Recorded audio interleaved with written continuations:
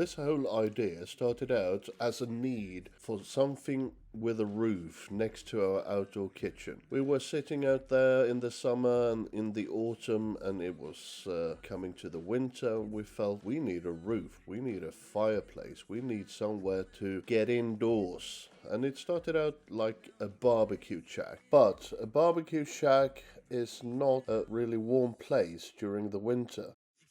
We needed walls. We needed a fireplace, and then it evolved to also include a gardening tool shed. But as we were thinking about this tool shed, it kind of invaded our base in the outdoor garden room. So we came up with a final version. We decided on the size, the materials, and the design, and the garden tool shed was discarded.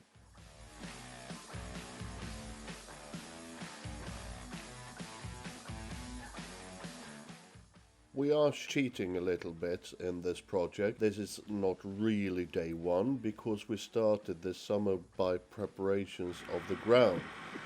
And you can see here we were digging and digging like normal, but this time we finished, digging with shovel.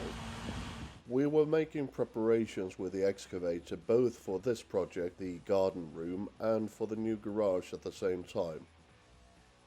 In total, we managed to move around 200 cubic meters of dirt. That equates roughly 320 metric tons of dirt.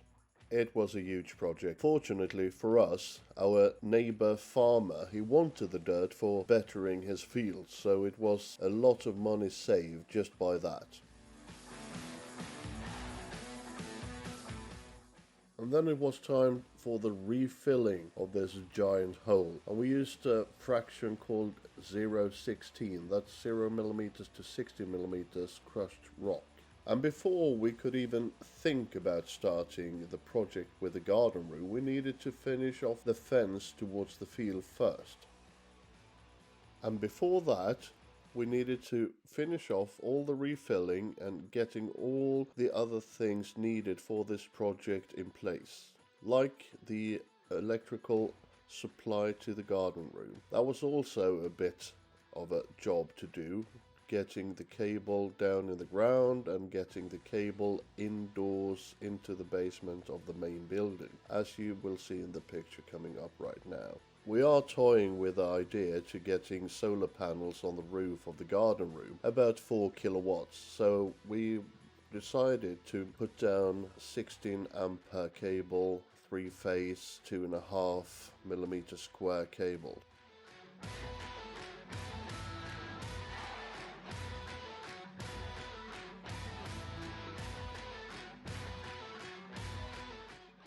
At this point in the project, it was time to get the material needed for the fence, and we also ordered most of the material needed for the masonry work for the garden room. And here you can see the lorry in the garden, and that's the bagged concrete we are going to use for the fence.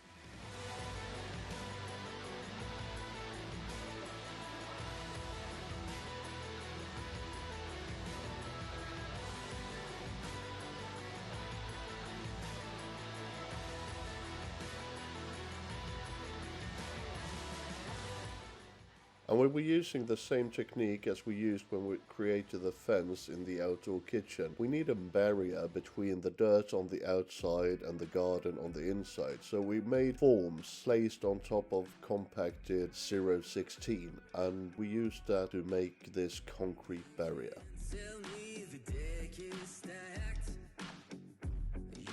So alright, we kind of cheated.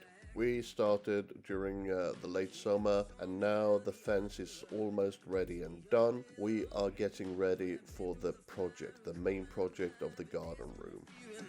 So, anyhow, regarding cheating or not, completing this project within the time frame we have set will be a challenge. But Rebecca and I have never shied away from challenges before. So, can it be done? Let's find out. Here we are. It's January the 1st, 2023. Will it be possible to finish this project before May, end of May? We are having 180 days to finish it. And on top of that, we have regular day jobs, we have other social activities, and yeah, it's a full schedule. So, the question is, can it be done? Join the journey and see if we can make it. Right now, we are in the middle of winter and everything is pretty dormant at the moment, but the dream lives on. We are dreaming of summertime coming again, parties in the garden, and we would like our garden room to be finished by then. Rebecca and I would like to thank you for watching this film, and if you would like, please follow us, like and subscribe, comment down below like always. Bye bye.